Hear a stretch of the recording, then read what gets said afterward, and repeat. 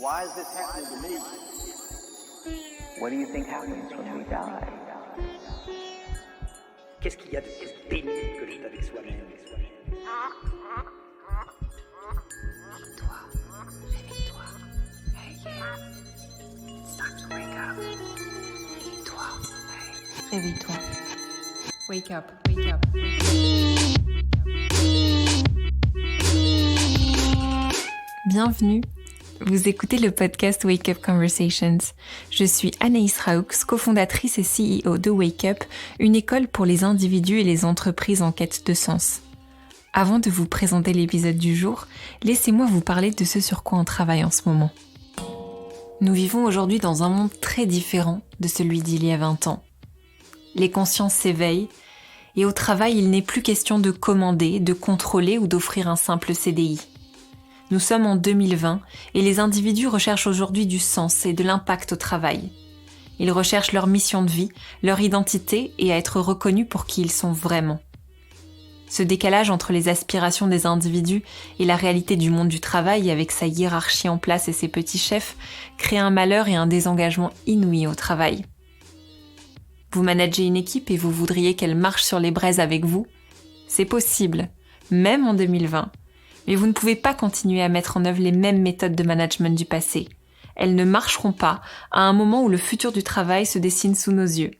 Vous devez créer de la confiance, comprendre finement les besoins de vos coéquipiers pour qu'ils restent engagés, motivés et qu'ils donnent le meilleur d'eux-mêmes. Nous avons construit des outils pour ça. Notre outil phare, Boussole Pro, vous aide à réellement connaître la personnalité de vos coéquipiers, à adapter votre management à qui ils sont et à avoir de réelles conversations qui ont du sens. Vous pouvez démarrer gratuitement sur www.wake-up.io/boussolepro. Allez, place à l'épisode. Le travail, justement. Parlons-en aujourd'hui avec la philosophe et sociologue Dominique Méda. C'est son sujet. Elle en connaît un rayon et vous verrez, elle ne mâche pas ses mots. Allez, installez-vous confortablement, je vous emmène dans cette conversation avec Dominique Méda. Désolée par avance pour la qualité du son, qui n'est pas celle à laquelle je vous avais habituée. Bon, merci beaucoup Dominique d'avoir accepté notre invitation. Merci à vous, merci pour cette invitation. Donc Dominique Méda, vous êtes née le 17 juillet 1962 à Sedan, dans les Ardennes. Ah bah vous racontez toute ma vie alors. Alors, on va démarrer avec quelques mots juste sur votre enfance. Comment vous décririez-vous petite fille? Qui était la petite Dominique? Je comprends que cet entretien est très intime. Donc, écoutez, je suis née à Sedan, j'y suis restée jusqu'à mon baccalauréat. J'en ai des souvenirs merveilleux, notamment parce que j'avais été dans un quartier qui était extrêmement mélangé. Il y avait un peu de la moyenne bourgeoisie, il y avait des ouvriers et on jouait tous ensemble. Et c'est quelque chose qu'on a, me semble-t-il, beaucoup perdu aujourd'hui, cette capacité à mélanger comme ça les classes sociales. Et pour moi, je pense que ça a été extrêmement important. Vous avez fait ensuite des études littéraires et vous vous êtes engagé donc sur la voie des penseurs, Normale Sup, l'ENA, avec un agrég de philosophie. Qu'est-ce qui vous a attiré sur ce chemin de la philosophie? De grandes questions métaphysiques, je pense. Qu'est-ce que nous faisons là?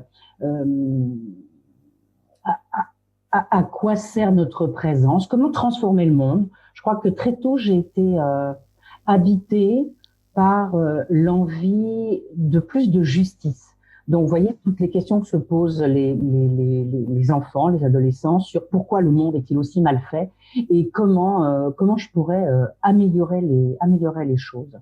Et pour moi, la philosophie, c'était une clé pour comprendre énormément de choses, parce que la philosophie se présente comme un ensemble d'explications, de grands systèmes d'explications, et donc ça m'a complètement ça m'a énormément, ça a répondu en partie à mes interrogations. Et puis ensuite, vous voyez, j'ai donc fait un peu de la pensée un peu abstraite, quoi. Et puis à un moment, j'ai eu envie, justement peut-être de comprendre différemment le monde, d'où le passage par l'ENA, parce que je croyais peut-être de façon un peu folle, qu'à l'ENA, j'allais apprendre d'autres choses qui allaient me permettre de comprendre le monde par d'autres voies, en quelque sorte.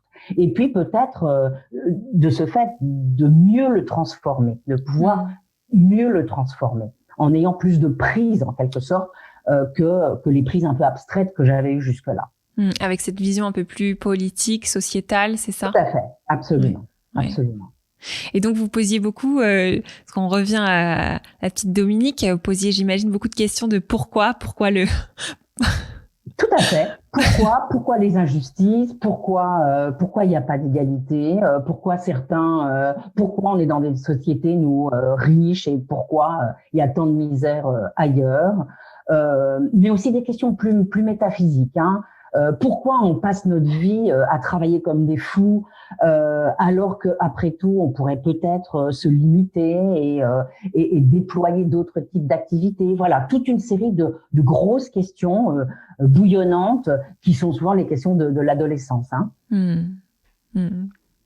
Et alors, ce sujet du travail, effectivement, vous en avez fait, vous l'évoquiez à l'instant, aujourd'hui, vous en avez fait une de vos thématiques majeures. Vous êtes aujourd'hui professeure de sociologie à l'Université Paris-Dauphine, directrice de l'Institut de recherche interdisciplinaire en sciences sociales et autrice donc de nombreux ouvrages sur le travail.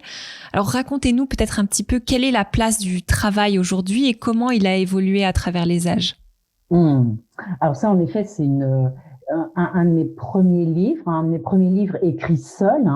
Donc je l'ai publié en 1995, Le travail, une valeur en voie de disparition, sans point d'interrogation au début. Et en fait, c'était un peu une enquête philosophique sur la manière dont notre concept de travail avait évolué, s'était transformé à travers les âges. Alors, je défends une thèse qui n'est pas universellement acceptée.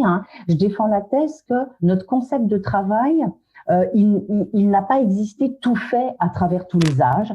C'est-à-dire que on peut pas dire que l'homme a toujours travaillé. Les humains ont toujours travaillé comme aujourd'hui. C'est-à-dire qu'il y a une histoire de ce concept. Et par exemple, j'utilise beaucoup un auteur comme Jean-Pierre Vernant, bien connu, qui a écrit en 1965 Mythes et pensées chez les Grecs, et qui montre que par exemple chez les Grecs, on n'a pas du tout l'assemblage dont nous disposons aujourd'hui, l'assemblage conceptuel qui est issu de la modernité en fait, et où on aurait un humain créateur placé face à une nature qu'il aurait à transformer et en quelque sorte à humaniser.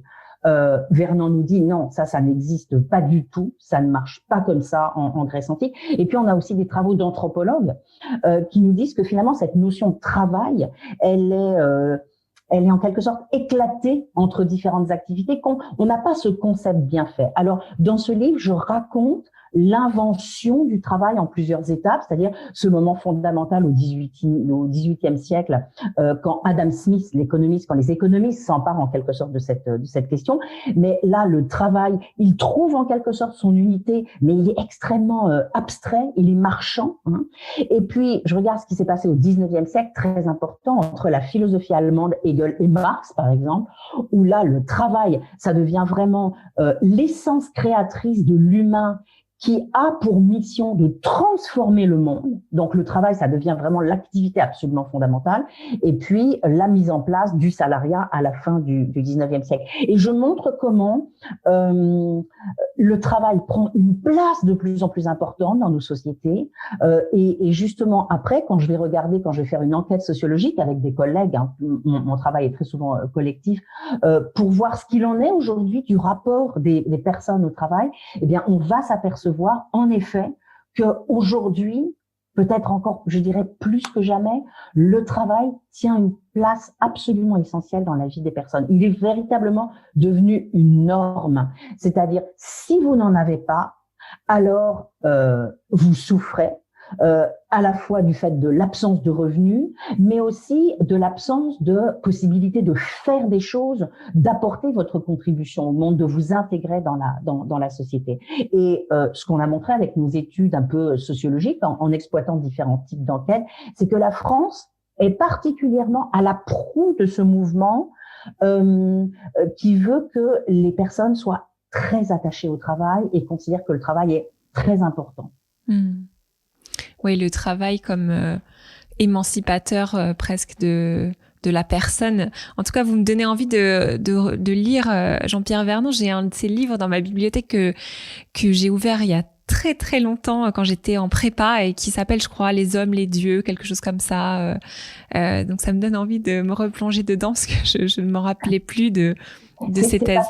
C'est passionnant parce qu'il nous permet de nous décentrer. Et il dit quelque chose de très important. Il dit, on peut pas appliquer au monde grec, on peut pas le lire avec les lunettes que nous utilisons aujourd'hui pour interpréter le monde. Parce que nos lunettes, elles sont justement le produit d'une construction, en quelque sorte. Hein. Et notamment, il y a eu tout l'apport de la modernité, enfin la révision complète de nos cadres cognitifs au cours du temps, ce qui fait que c'est difficile pour nous d'enlever les lunettes issues de la modernité pour regarder comment les gens voyaient, sentaient, percevaient et vivaient dans le monde avant. Et alors, on parle beaucoup de cette origine du travail, souvent cité dans des articles, dans des blogs, etc., du mot latin tripalium. Est-ce que c'est vrai ou parce que ensuite j'ai lu que ça avait été parfois détourné. Donc, vous qui êtes remonté peut-être à l'étymologie du mot. Oui, c'est en effet, si vous regardez le dictionnaire historique d'Alain Ray, c'est comme ça. En effet, ça vient de tripalium, c'est-à-dire. Alors après, sur tripalium, il y a plusieurs interprétations. On parle d'un outil pour ferrer les bêtes, donc pour les tenir, pour les contenir. Et puis on parle aussi d'un instrument de torture. Ça sera peut-être un peu loin.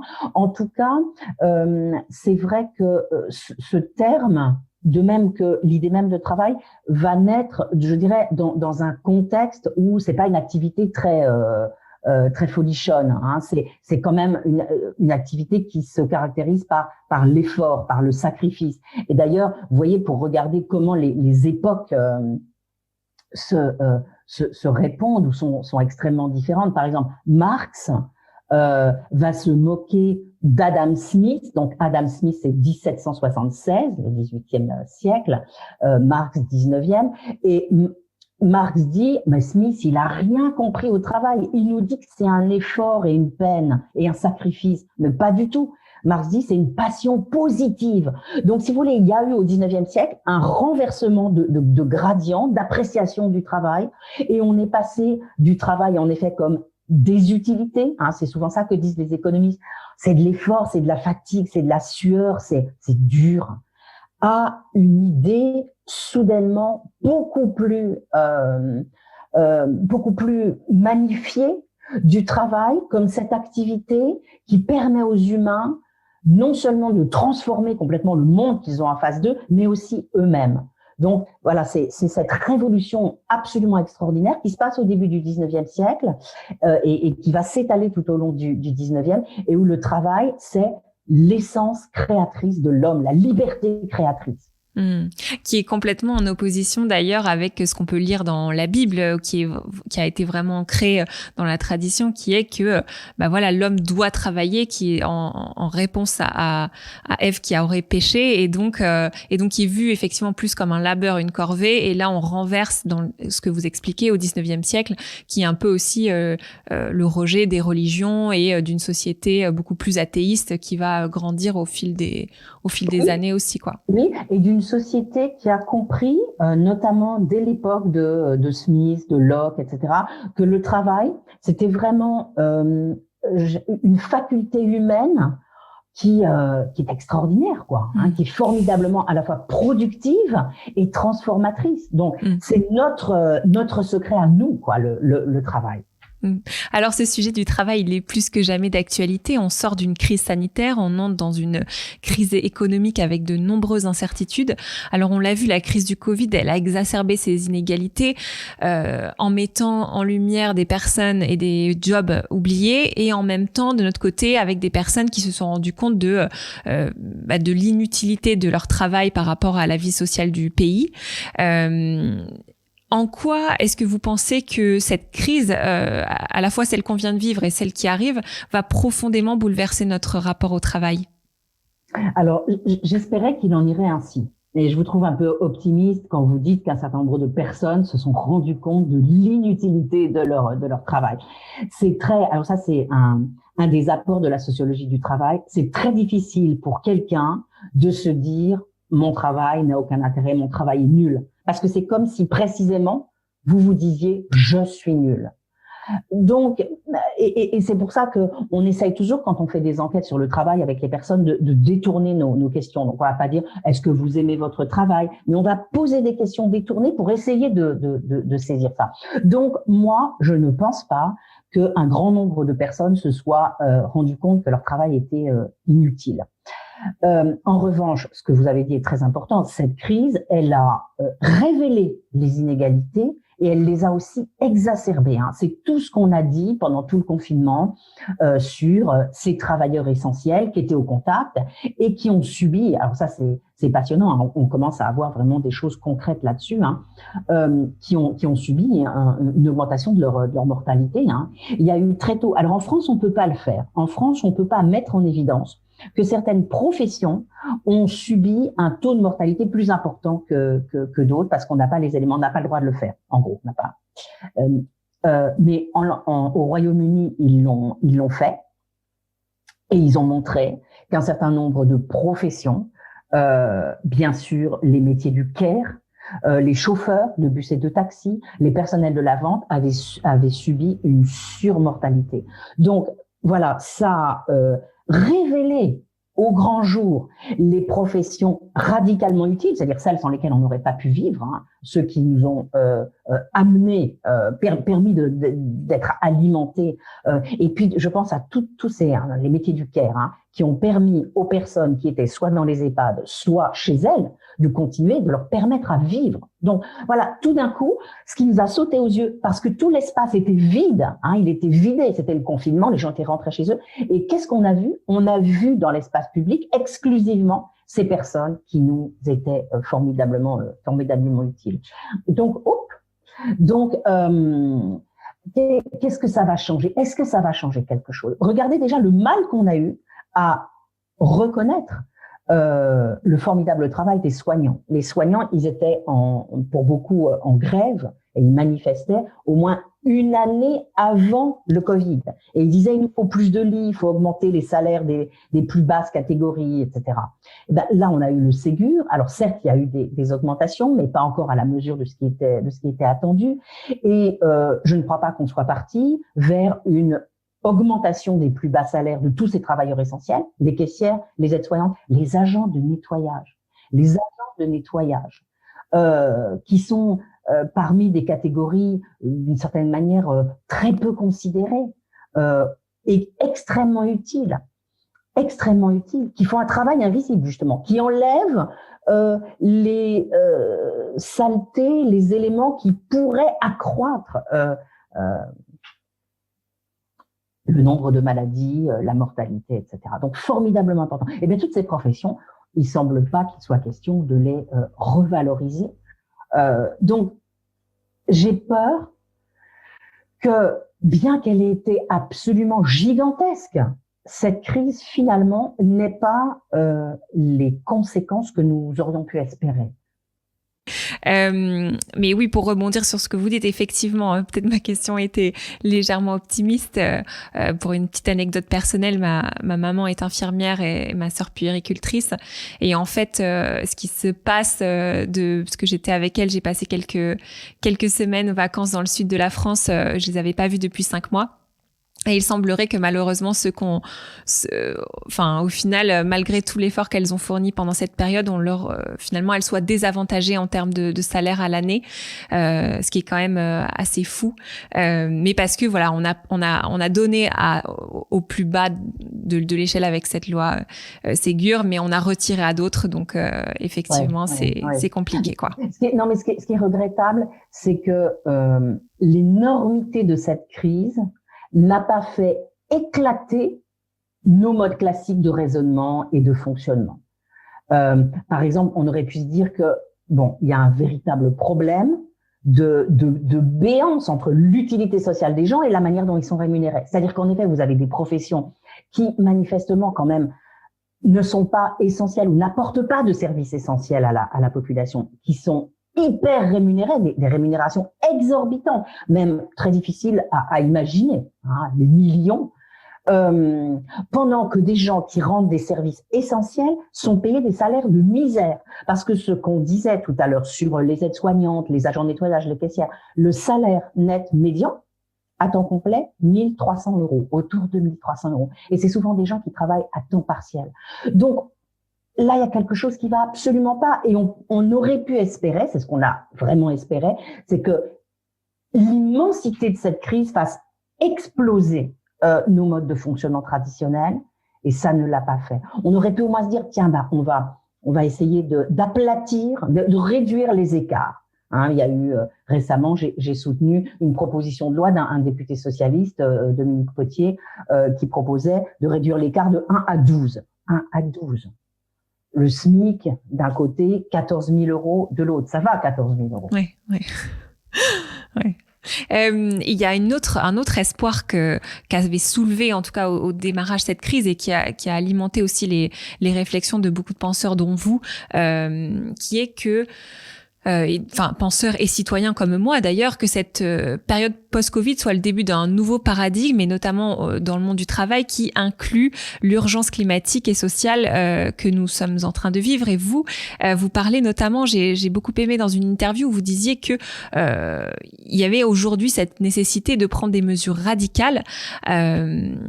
Alors, juste, est-ce que vous pourriez nous détailler, nous amener vers ce cheminement de pensée? À quoi pensez-vous? Quelles pourraient être ces mesures radicales que vous évoquez? Alors, j'aime bien utiliser le terme de reconversion écologique. À côté de mes fonctions à Dauphine, j'occupe aussi une chaire. Alors aujourd'hui, je la partage avec une collègue, Florence Janicatrice, mais une chaire que j'avais intitulée Reconversion écologique, travail, emploi, politique sociale. Ça veut dire quoi, reconversion écologique? Ça veut dire que si nous voulons réussir à éviter ou repousser les énormes catastrophes qui s'annoncent quand même, hein, notamment en termes de disparition de la biodiversité, changement climatique. On voit bien que là, les choses s'accélèrent. Il y a des travaux français qui, très récemment, ont montré qu'il y avait un risque que la température augmente de 6 ou 7 degrés par rapport à l'ère pré-industrielle, alors qu'on sait qu'il faut absolument rester en dessous de 2 degrés. Donc 6 ou 7 degrés, ça veut dire c'est la fin de la vie sur Terre, ou c'est la fin de conditions de vie authentiquement humaines, comme dit Hans Jonas sur Terre. Donc on a à faire une bifurcation radicale de nos modes de vie, de nos comportements. Et quand je dis reconversion écologique, je pense d'abord à une conversion de nos mentalités, il faut qu'on vive différemment, mais surtout une conversion intellectuelle des paradigmes dans lesquels nous vivons. Quels sont-ils? Il faut se souvenir de ce que nous a apporté la modernité, et notamment 2 penseurs très importants, hein, qui écrivent au même moment, au XVIIe siècle, Descartes et Bacon. Francis Bacon, britannique, nous dit que en gros, il faut que nous extorquions à la nature ses secrets. Donc, il faut que on repousse sans cesse les limites de la connaissance de la nature et de l'exploitation de la nature, en quelque sorte, pour la mettre à notre service. Quant à Descartes, c'est la formule bien connue, hein, il nous dit qu'il faut que nous nous rendions comme maîtres et possesseurs de la nature. Donc, la modernité, c'est ce moment, je caricature un peu, hein, mais bon, on raffinera après. La modernité, c'est ce moment où se met en place une représentation du monde, on pourrait dire une cosmologie, où vous avez un humain qui est placé face à la nature. Il y a le sujet pensant et la nature en face. La nature, elle va être vidée peu à peu de toutes ces puissances vivantes. Hein. Il y avait un peu de magie. On disait que voilà, la nature n'était pas complètement séparée de nous. Là, la nature va être vidée de ses puissances magiques, réduite à l'étendue, complètement mathématisée, et l'humain va pouvoir la mettre en coupe réglée. les choses partent de là. Et à partir de cette modernité, on va voir, je dirais, le déchaînement des forces productives qui va à la fois considérablement améliorer nos conditions de vie. C'est extraordinaire ce qui s'est passé, hein. Les progrès en matière de lutte contre la mortalité, la maladie, les conditions d'hygiène, les conditions de vie radicalement différentes, avec ce que les spécialistes appellent la grande accélération au cours du XXe siècle. Grande accélération, c'est-à-dire que là, c'est un décuplement, une explosion des forces productives qui permettent de mettre la nature au service de tous nos besoins. Mais on a l'effet en retour aujourd'hui. L'effet en retour, c'est que toutes ces pollutions qu'on a générées, tout le CO2 qu'on a envoyé dans l'atmosphère, tout d'un coup, on découvre qu'on a dépassé les limites. Et donc, quand je parle de reconversion et de conversion écologique, je veux dire aussi que c'est tous ces cadres hérités du XVIIe, du XVIIIe, du XIXe siècle qui nous ont donné une certaine idée du progrès, qui nous ont montré que il fallait exploiter sans limite la nature et qui nous ont donné des instruments. Bon, moi, je pense à un instrument en particulier que j'ai beaucoup étudié, c'est la comptabilité nationale. Alors, vous allez me dire, oh là, c'est quoi ça? La comptabilité nationale, c'est ce système d'interprétation du monde, de construction du monde, de représentation du monde, qui s'invente autour de la Seconde Guerre mondiale et qui va nous permettre de calculer des choses aussi importantes que le PIB, le produit intérieur brut. Aujourd'hui, vous jugez de la performance d'un pays, notamment grâce au PIB par habitant. Tel pays est super fort parce qu'il a un gros PIB par habitant et tel autre est moins fort parce qu'il a un petit PIB par habitant. Eh bien, cette grille-là, la comptabilité nationale, c'est un instrument hérité de cette volonté de maîtrise sur la nature et de cette cosmologie dont je vous ai parlé tout à l'heure, sur laquelle, à mon avis, on doit d'urgence revenir. Donc, on doit changer de paradigme, on doit changer de cadre conceptuel. Et donc, ça veut dire qu'on n'a pas besoin seulement d'une transition énergétique. Il nous faut quelque chose de beaucoup plus radical, quelque chose d'énorme. Il faut qu'on change toutes nos coordonnées, nos cadres cognitifs, les cadres intellectuels avec lesquels nous pensons, nous, dans le monde, depuis un certain nombre de siècles. Merci pour ça, c'est passionnant. J'en discutais avec un ami, Maxime de Rostolan, qui aime beaucoup ce sujet de la comptabilité tripartite, où on mesure aussi l'impact que les entreprises ont sur la nature, sur les humains, et enfin sur son écosystème en fait.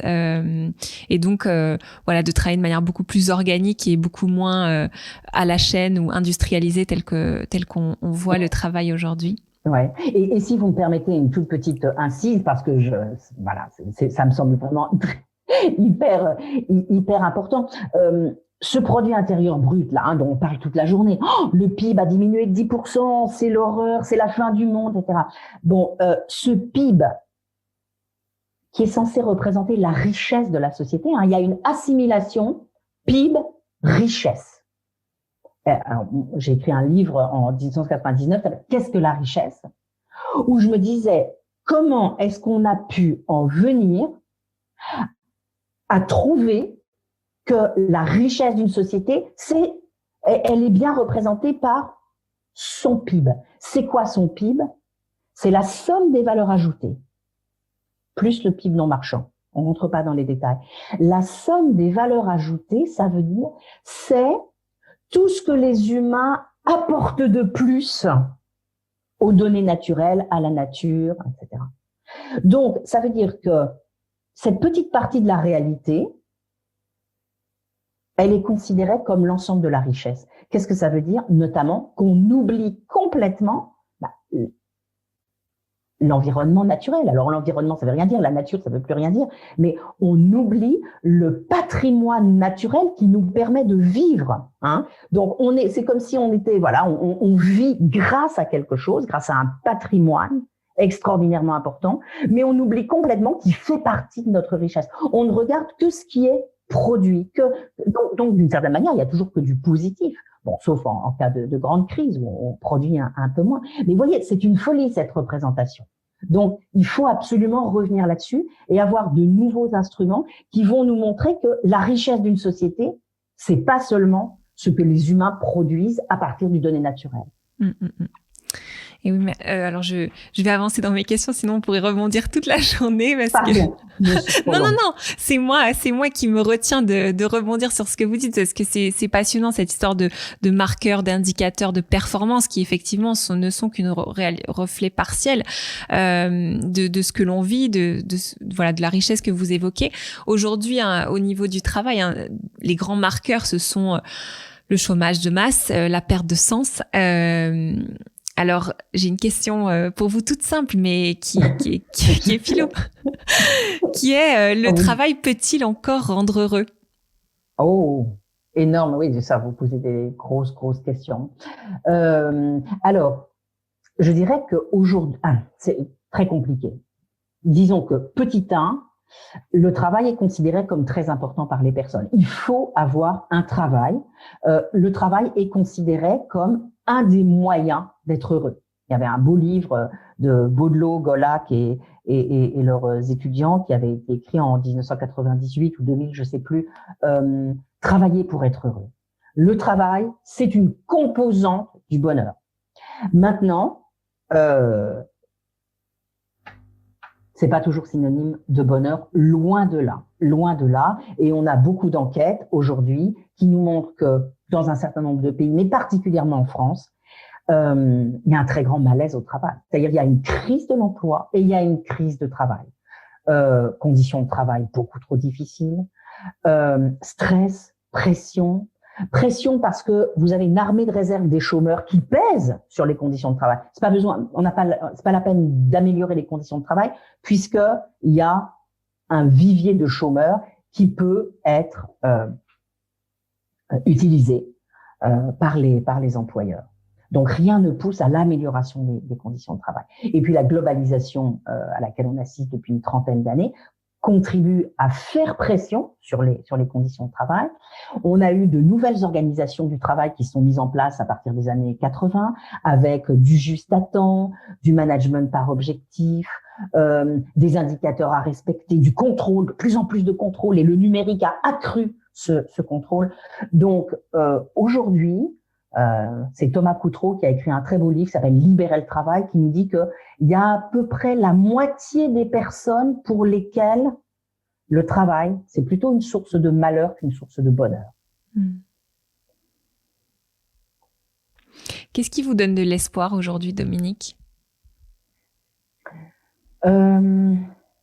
Je trouve qu'il y a une prise de conscience en ce moment des questions, notamment, je reviens, parce que pour moi, la question, alors c'est pas la question la plus importante, la question climatique, mais c'est quand même celle qui risque de transformer le plus dramatiquement nos conditions de vie. Donc, il y a une prise de conscience de l'importance de ces questions.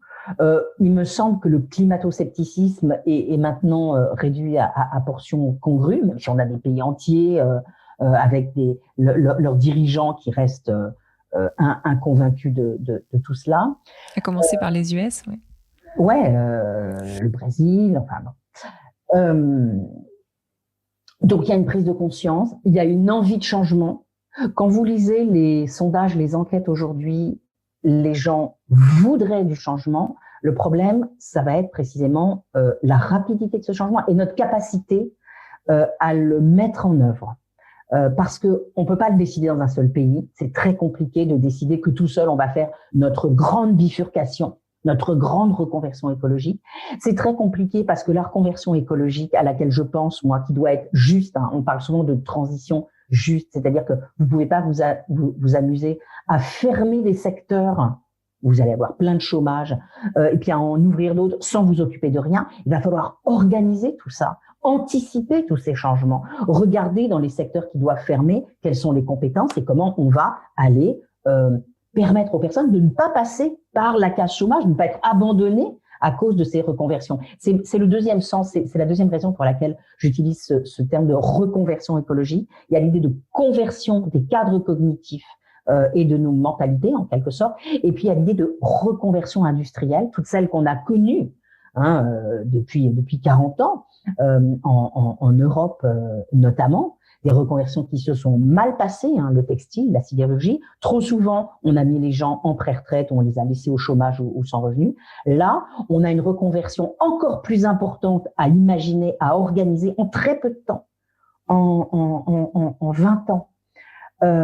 Et donc, il faut qu'on soit hyper intelligent. Ce qui me donne de l'espoir, c'est donc qu'il y a une prise de conscience de l'urgence de tout cela, et qu'il y a une formidable envie, je pense notamment à la jeunesse, hein, il y a une formidable envie de s'y impliquer dans ce changement drastique, et je pense que c'est un chantier absolument enthousiasmant.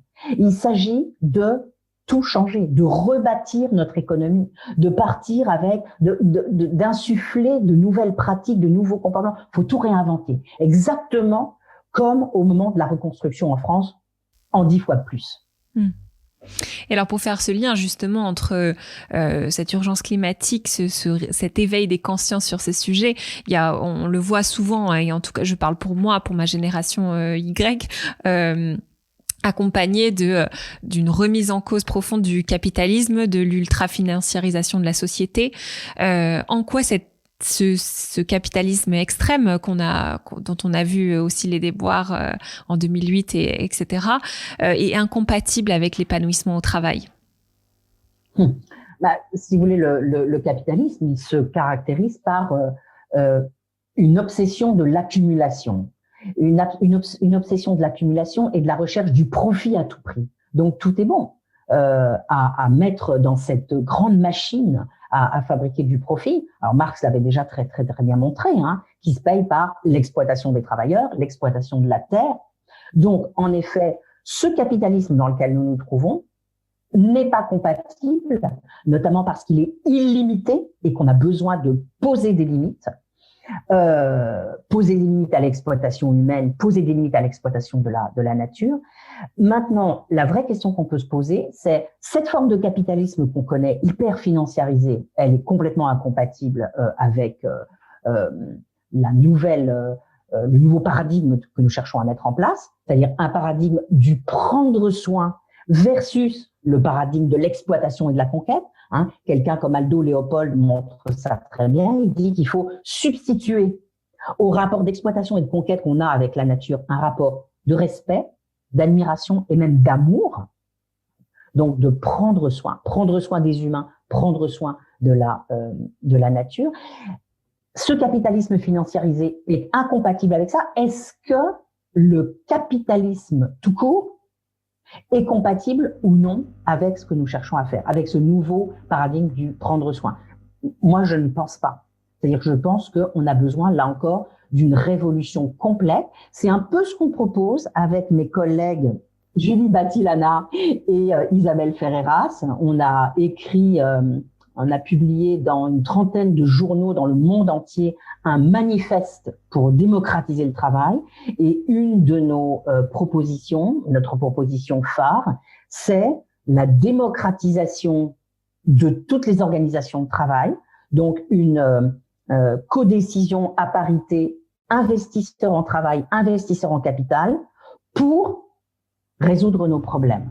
Pas seulement pour résoudre nos problèmes, mais nous pensons que la démocratisation des organisations de travail, ce qui est énorme, hein, comme c'est une véritable révolution, elle devrait faciliter la reconversion écologique dont je parle. Et nous proposons, en fait, on propose un triptyque: démarchandiser le travail, démocratiser le travail, démarchandiser le travail et dépolluer la planète. Et on montre comment ces trois notions tiennent ensemble. Parce que démarchandiser le travail, ça veut dire mettre en place une garantie d'emploi. C'est-à-dire que dans les secteurs qu'on va devoir fermer, eh bien, on va aller chercher les personnes et leur donner une garantie de l'emploi pour leur permettre ensuite d'aller travailler dans les secteurs qui, précisément, seront favorables à la reconversion écologique. Mmh. C'est passionnant ce que vous dites, parce que vous vous inscrivez, voilà, dans cet amour pour la planète, pour pour cette terre sur laquelle nous sommes, et vous l'opposez à effectivement la conquête. Et aujourd'hui, pour la plupart des dirigeants, des leaders, ceux qui sont les rôles modèles de notre société, ça va être Elon Musk, par exemple, qui part à la conquête de Mars. On a Jeff Bezos, et donc les dirigeants, les leaders aujourd'hui regardent ces rôles modèles comme des buts ultimes à atteindre, les nouveaux Elon Musk. C'est un compliment que de se voir glorifié de ça. Alors comment, parce que je dis ça aussi parce que je sais qu'il y a beaucoup de dirigeants, de leaders, de managers qui écoutent ce podcast. Comment sortir de cette vision ultra, tournée vers la performance, le productivisme? Comment est-ce qu'il est possible de s'extraire de cette pensée? Quels conseils vous pourriez donner à ceux qui nous écoutent? Quand on parle de paradigme du prendre soin, ça fait écho à tout ce qui se raconte aujourd'hui sur le care, c'est-à-dire en effet le fait de prêter attention, faire attention, être attentionné.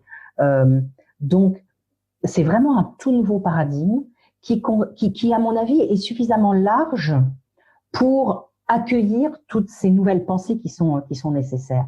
Donc, d'un côté, en effet, une séparation humain-nature où l'humain gaspille, abîme, avec des instruments qui invisibilisent ces dégradations, la comptabilité nationale, le produit intérieur brut. De l'autre côté, une toute autre représentation où l'humain est réencastré dans la nature. C'est toutes les théories de Descola, vous savez, où Descola nous dit que cette séparation humain-nature, il n'y a en fait que les Occidentaux qui ont adopté ce schéma, et il y a plein d'autres manières de se représenter, je dirais, la place de l'humain dans le monde, l'animisme, le totémisme, etc.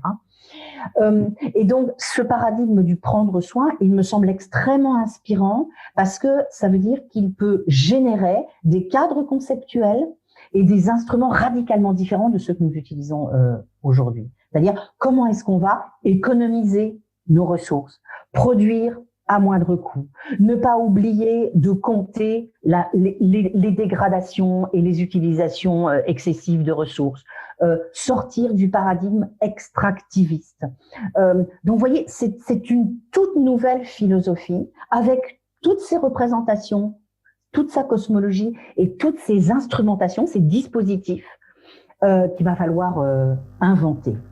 Donc, si je me mets à la place de quelqu'un qui nous écoute, si je comprends, si je traduis ce que vous dites, c'est comme c'est un tout nouveau concept et qui s'est à inventer, peut-être la perche que vous pouvez lancer, c'est d'être ouvert d'esprit, d'être curieux et d'aller vers ça, en tout cas de vous ouvrir à ça peut-être. Bien sûr, mais moi je pense que, alors aujourd'hui, on est tous aujourd'hui on est coincés. On est coincés, on est ligotés, emprisonnés dans nos cadres cognitifs classiques. Une entreprise, elle est obligée de faire beaucoup de chiffres d'affaires et elle est obligée presque d'être meilleure que ses concurrents, de sous-payer le travail, etc. C'est un devoir aujourd'hui de consommer parce que dans le PIB, la consommation, c'est un des moteurs de la croissance. Moteur de la croissance. Et si vous voulez de l'emploi, on vous dit qu'il vous faut de la croissance. Donc, on est complètement tous individus, pays, ligotés dans ces cadres conceptuels dont on ne peut pas sortir. Donc, pour moi, alors là, ça mérite un débat. Je suis pas sûre d'avoir raison. Mais pour moi, il faut qu'on change aussi et presque d'abord nos cadres conceptuels et nos instruments. Par exemple, je sais pas si vous vous souvenez, mais en 2008, Nicolas Sarkozy avait réuni une commission, la commission Sen-Stiglitz-Fitoussi, pour repenser les mesures de la performance économique et du progrès social. L'idée, c'était, OK, il faut mettre en place une nouvelle instrumentation, en quelque sorte. Ils n'ont pas vraiment réussi. Ils ont pas réussi. Ils ont fait un certain nombre de propositions, mais ils n'ont pas tout remis radicalement en cause. Moi, il me semble que le moment est venu d'avoir ce nouvel appareillage pour pouvoir sortir de ces apories, de cette idée que finalement, il vaut mieux ne pas réparer et jeter à la poubelle et produire de nouvelles choses, puisque ça va gonfler le PIB, plutôt que de réparer. Donc, vous voyez, tout est à faire, tout est à construire. Je pense que un nombre de personnes de plus en plus grand est convaincu de la justesse de tout ça, mais il faut qu'on invente tous ces nouveaux cadres pour qu'on aille tous dans la même direction, avec un sujet majeur qui est comment on va faire en sorte que tous les pays s'accordent là-dessus, parce que c'est très difficile de le faire tout seul. Si déjà on le faisait à l'échelle de l'Europe, ça serait super, mais sinon, il y a toujours le dumping social, dumping environnemental. Quelqu'un fait quelque chose de bien, mais si votre voisin à côté, il vient scier la branche sur laquelle vous êtes assis, ça marche pas. J'ai encore deux questions que j'aimerais qu'on aborde. Le premier, c'est ce nouveau terme qu'on appelle l'économie de la passion, passion economy, qui a été théorisé par Adam Davidson assez récemment. C'est le fait de vivre de sa passion. Donc c'est utiliser la créativité pour créer un service, un produit, le monétiser auprès d'une communauté sans réellement dépendre des plateformes. Donc on l'a vu beaucoup avec le confinement, c'est proposer des cours de yoga sur Zoom, créer une newsletter payante, créer un podcast. Bon, je le monétise pas, mais ça peut être une des manières. Et donc, c'est cette vague qu'on voit d'indépendants, d'auto-entrepreneurs, de créateurs. Est-ce que vous diriez qu'une partie du futur du travail se trouve là-dedans aussi, dans cette passion, dans cette créativité? Alors, ce thème de la passion, il est très, très important parce que je pense à des travaux de collègues, Marc Loriol, d'autres qui ont travaillé sur la passion au travail, aussi les travaux de Pierre-Michel Minguer, par exemple, sur l'artiste, comment dirais-je, le portrait de l'artiste en travailleur. C'était un très beau livre. Je suis ambivalente. D'un côté, je vois les dégâts que peut produire, alors non pas la passion au travail, mais ce que vous avez dit de ces supports, c'est-à-dire cette idée qu'on va devenir auto-entrepreneur, qu'on va se libérer en gros du salariat pesant, et que ça va être la liberté, l'autonomie, la souplesse, la flexibilité, et c'est là-dessus que se sont fondées des entreprises comme Uber et tout le travail sur les plateformes, qui à mon avis est extrêmement critiquable, parce que en s'appuyant sur cette idée de faites de votre passion votre métier, on a abouti à une forme d'économie absolument destructrice. On a travaillé là-dessus avec mes collègues, on a sorti un petit bouquin qui s'appelle « Les nouveaux travailleurs des applis », avec Sarah Abdelnour et tout un ensemble de collègues, où on voit que les travailleurs des plateformes, qui sont obligés par les grandes plateformes de se mettre sous statut d'indépendance, de micro-entrepreneurs, en fait travaillent comme des salariés, mais n'ont pas les avantages des salariés. Donc, je suis très gênée, si vous voulez, par ce jeu avec où on fait miroiter des promesses, miroiter la promesse de l'autonomie, de la liberté, et où on arrive au contraire. Alors là, c'est un petit peu différent parce que ils opposent justement donc la passion economy et ce que vous venez d'écrire, donc qui est le modèle des plateformes style Deliveroo, etc., qui est la gig economy. Et là, c'est plutôt effectivement le monopole des grandes plateformes et le côté indépendance. Et là, ce nouveau naissant, ça va plutôt s'extraire des plateformes et comme de l'artisanat, mais grâce à Internet, décupler du coup des ventes, des choses comme ça. Mais du coup, oui, effectivement, ils font bien cette distinction en se disant c'est le modèle style Uber, Deliveroo, etc. est pas du tout vertueux et donc on entre dans cette nouvelle ère. Okay. Voilà, j'étais curieuse de. Mais simplement, sinon, travail passion, bien sûr, totalement d'accord.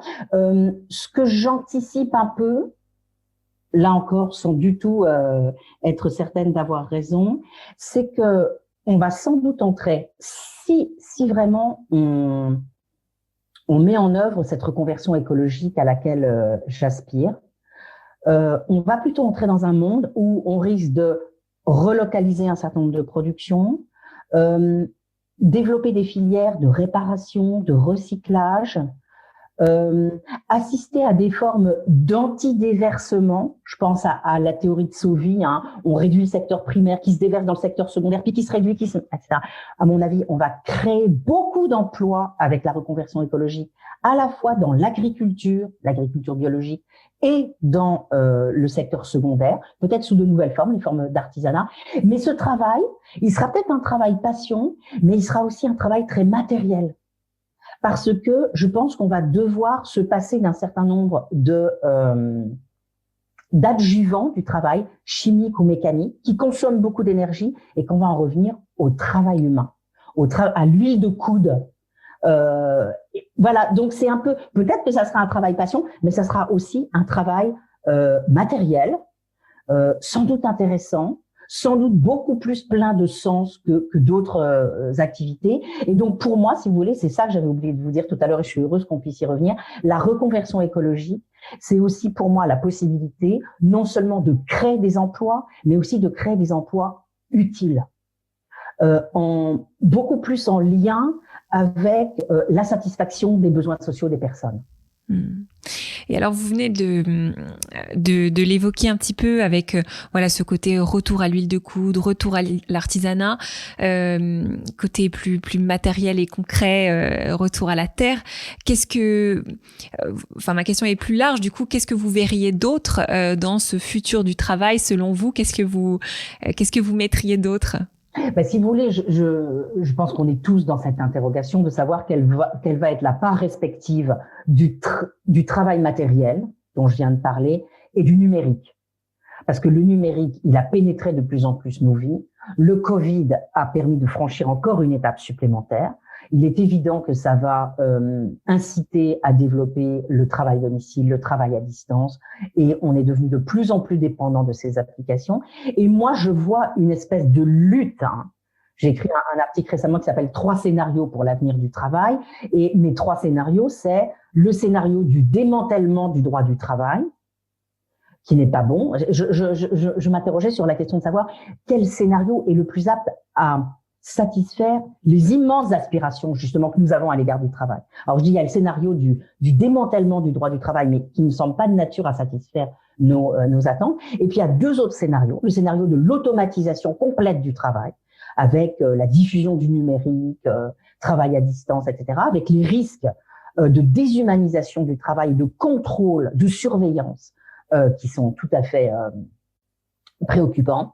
Et puis le 3e scénario, c'est mon petit scénario chéri, c'est celui de la reconversion écologique, donc, et qui me semble beaucoup plus plein de promesses et de promesses intéressantes que l'autre. Maintenant, ce que je ne vois pas bien, c'est comment les 3 vont se déployer ensemble ou pas et dans quelle proportion. Parce que nous ne devons pas oublier que le numérique, il est très consommateur d'énergie, de plus en plus consommateur d'énergie, et de minerais et de terres rares. Donc peut-être que c'est pas la bonne voie. Mais justement, dans votre scénario, le 3e, qui est celui de la reconversion écologique, quelle serait la place, quelle serait la place de cette technologie, de cette ultra connexion qu'on a aujourd'hui? Parce que c'est vrai, vous venez de le dire, on est vraiment dépendant, c'est addictif, quoi. Et effectivement, le Covid a encore plus, je pense, mis en lumière ces choses-là. Beaucoup de gens sur Instagram, je pense que ces plateformes ont beaucoup bénéficié de cet isolement des personnes pour garder le lien, se reconnecter. Du coup, quelle serait la place idéale, peut-être, de cette technologie dans ce monde d'après? Le problème, c'est qu'on est devenu aussi addict au numérique que nos civilisations occidentales l'ont été au charbon ou au pétrole. Le charbon et le pétrole, on sait qu'il faut arrêter, c'est pas bon pour nous. Et je crains que le numérique à haute dose, ça soit la même chose. C'est-à-dire, on est trop dépendant de cela. Donc, à mon avis, la meilleure des choses, ce serait de se débarrasser dès maintenant de cette dépendance, de s'habituer à s'en sortir sans un appui trop grand sur le numérique. Et sur ce sujet de prospectif sur le futur du travail, il y avait quelque chose que vous aviez évoqué que j'avais beaucoup aimé aussi, qui était, alors je sais pas si c'est une réalité, c'est peut-être trop tôt pour le dire encore, mais cet exode rural, un peu le fait que les gens se déconditionnent, sortent un petit peu des villes qui les ont étouffés, qui ont étouffé la créativité, qui polluent aussi énormément. Voilà, peut-être un petit mot là-dessus aussi. Mais c'est un énorme sujet aussi, et c'est d'ailleurs tout le sujet qui est en filigrane aujourd'hui dans les débats entre le Premier ministre, les écologistes, etc. Qu'est-ce qu'on fait de nos énormes métropoles? Est-ce qu'on démétropolise? Est-ce qu'on désintensifie ces villes? Est-ce qu'on essaye de renvoyer des gens vers les petites villes, vers des villages? Est-ce qu'on réorganise la totalité du territoire autour de territoires plus autosuffisants? C'est une énorme question. Par exemple, la rénovation thermique des bâtiments. Moi, je pense qu'il faut absolument s'y mettre dès maintenant. Dans un bouquin qu'on republie en poche à la rentrée qui s'appelle Une autre voie est possible, avec mes collègues Éric Heyer et Pascal Loquec, on rappelle, ce qui est un consensus, qu'il faut investir 20 milliards de plus chaque année dans la transition écologique pour justement bâtir cette nouvelle économie dans laquelle on vivra autrement. Voilà, du coup, j'ai perdu le fil. La démétropolisation est un sujet. Oui. Non, mais donc, cette rénovation thermique des bâtiments sur laquelle on est tous d'accord. Il faut mettre 20 milliards dedans chaque année pendant 10 ans, c'est évident. Mais maintenant, comment on l'a fait? Est-ce qu'on rénove thermiquement tous les bâtiments tels qu'ils sont dans nos banlieues, ou bien est-ce qu'on décide d'en profiter pour réorganiser l'ensemble de notre territoire? Par exemple, pour refaire vivre toutes ces petites villes. On a commencé en parlant de Sedan, ma ville de Sedan. Elle comprenait 27 000 habitants quand j'y habitais.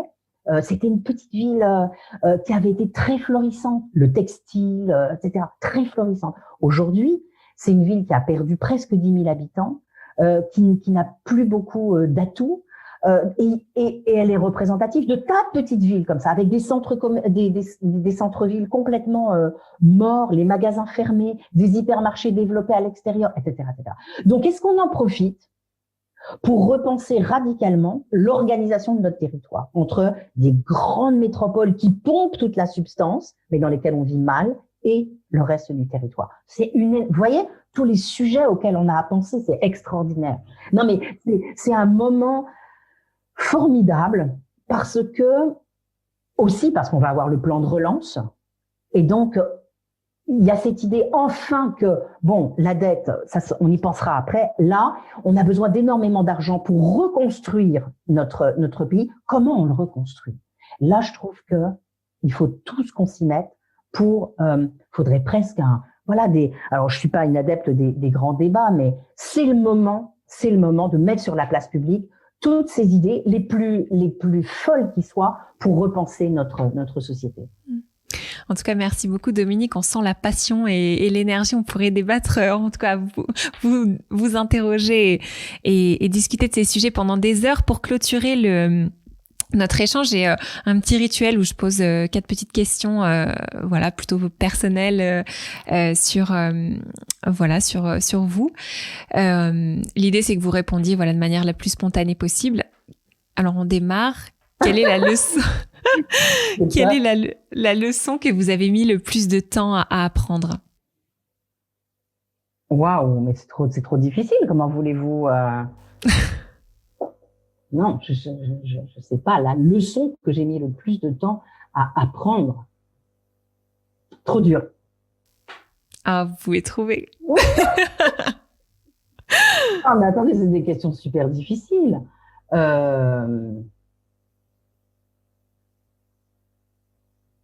Non, il va falloir qu'on réenregistre. Ah, on fera un deuxième épisode. Ok. Quelle est la question que tout le monde devrait se poser au moins une fois dans sa vie? Comment vais-je vivre le reste de ma vie? Que croyez-vous avec certitude? Que nous sommes vulnérables. Complétez cette phrase.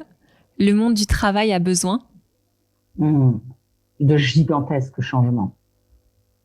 Merci infiniment, Dominique. Merci beaucoup à vous. C'était vraiment très, très intéressant, très passionnant. Et bien, écoutez, je vous souhaite bonne continuation. Merci beaucoup. Donc, on se donne rendez-vous pour la partie 2. Absolument. Super.